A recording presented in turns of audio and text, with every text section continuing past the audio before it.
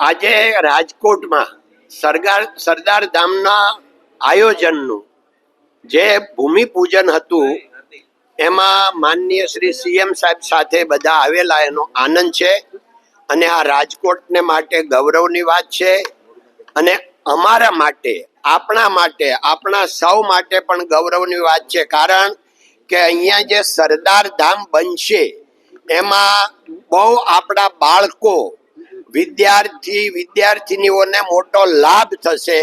અને એ ક્યાં ચાલુ ભણતર નથી, યુપીએસસી, જીપીએસસી એ બધું એનું એજ્યુકેશન થવાનું છે, જેમ અમદાવાદમાં થઈ રહ્યું છે. નહીં, એમાં એવું છે બધાને પોતપોતાની અગવડતા પોતાના કાર્યો હોય, એટલે નથી આવ્યા એનો અર્થ એવો ન હોય કે એમને ઇન્ટરેસ્ટ નથી અથવા એ અલગ છે. બધા ભેગા જ છે તો થઈ ગયા. એનું અત્યારે જો સમસ્ત પાટીદાર સમાજની સ્થાપના સુરતમાં છે.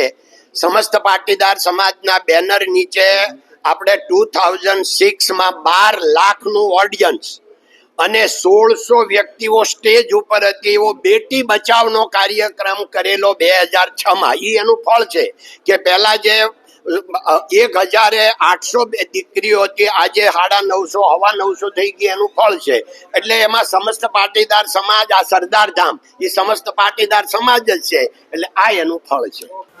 માનનીય મુખ્યમંત્રી સાહેબને આમંત્રણ આજે આપવામાં આવ્યું હતું કે સરદાર ધામનું ભૂમિપૂજન અને જે ભૂમિપૂજનના કાર્યક્રમ છે એમાં પધારો. તો માનનીય મુખ્યમંત્રી સાહેબ, મનસુખભાઈ માંડવિયા સાહેબ, જીતુભાઈ વાઘાણી સાહેબ સહિત આપ જોશો ઘણા બધા અમારા ધારાસભ્યશ્રીઓ, સંસદ સભ્યશ્રીઓ આજે અમારા મહેમાન હતા અને સરદાર ધામ સૌરાષ્ટ્ર ઝોનમાં કણકોટ ખાતે આજે મુખ્યમંત્રી સાહેબના હાથે ભૂમિપૂજન કરવામાં આવ્યું. નહીં કોઈને રાખવામાં આવ્યા, કોઈને ન રાખવામાં આવ્યા, એ તો પહેલેથી પ્રોટોકોલ મુજબ નામ રહ્યા ગયા હોય અને જયંતિભાઈ ત્યાં સન્માનમાં, મનસુખભાઈ માંડવિયાના સન્માનમાં અમે રાખ્યા હતા.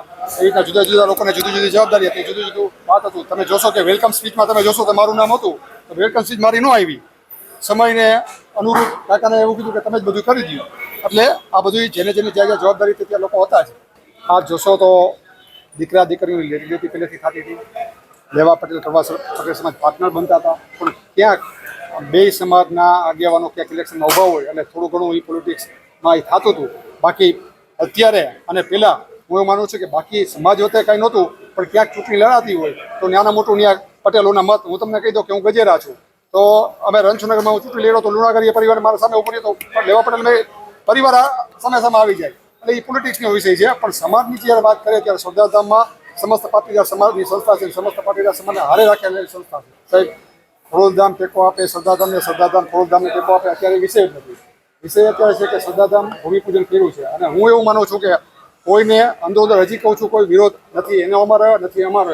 ક્યાંક બોલવા ચાલવામાં કોઈક નાની મોટી બાબત થઈ ગઈ હોય જેના વિશે વાત થયું હોય તો કે આગેવાને કોઈ દી તમે જોયું કોઈ આગેવાને નિવેદન કર્યું, જગજીભાઈએ કોઈ નિવેદન કર્યું, નરેશભાઈએ કર્યું હોય, કોઈ એવા લોકોએ કર્યું, પણ એવું નથી. હજી હું તમને કહું છું કે મારે આપે ખબર છે કે અમારે હું ખોડલધામમાં પ્રમુખ હતો ખોડલધામમાં, આજે હું સરદાર ધામમાં છું તો સૌરાષ્ટ્રનો પ્રમુખ છું.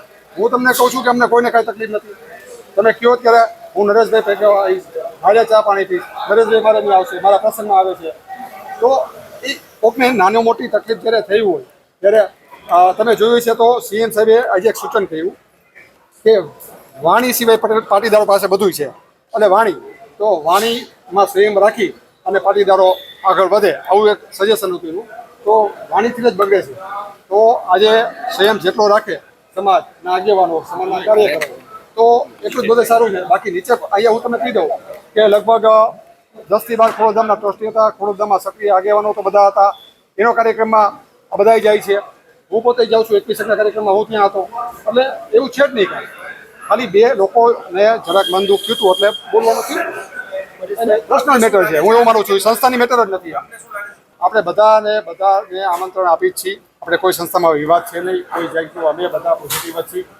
દરેક સંસ્થાના આગેવાનો, દરેક સંસ્થા કામ કરતી સરદાર ધામ માટે એટલી જ મહત્વની છે જેટલી સરદાર ધામ મહત્વનું છે.